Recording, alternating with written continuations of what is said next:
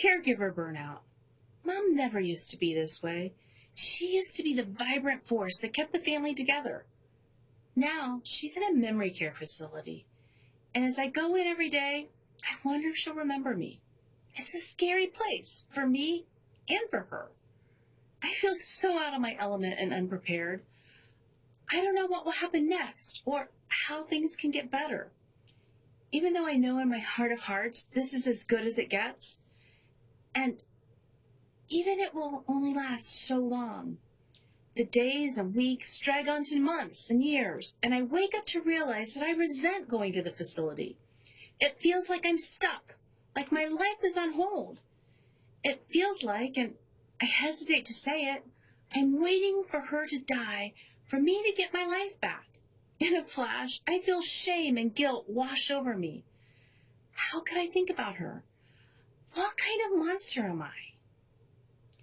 This isn't my story, but it's a story that plays out in every city and town, where good, honest, and loving children are faced with caring for their elder parent.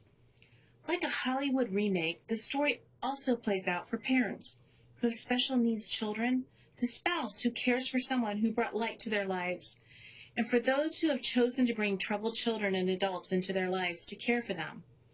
It feels like burnout. It feels like there's nothing left to give. How do we define burnout? Burnout has been most frequently described as exhaustion, cynicism, and inefficacy. However, of all of these, inefficacy is the most challenging. It's the point of losing hope and feeling like you have no control.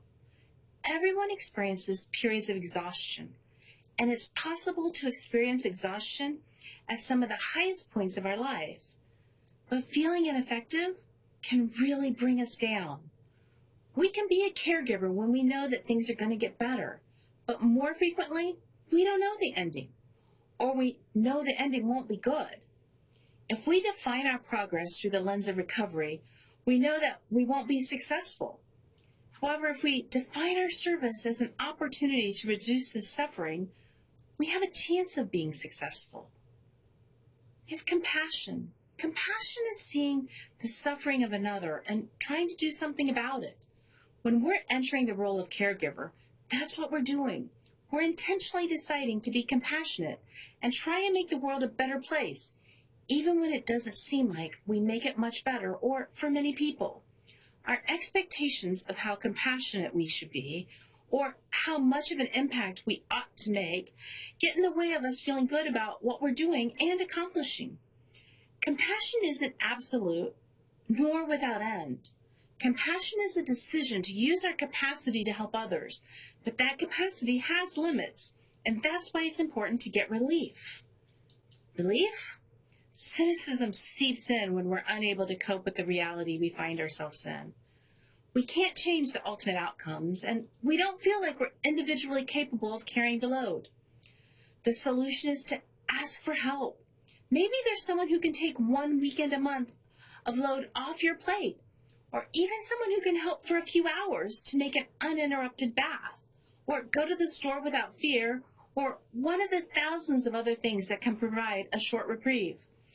This space can allow you to see that what you're doing is possible, and that you can continue. Caregivers who experience exhaustion and cynicism need to know that this doesn't make them a bad person. The caregivers around you need your support.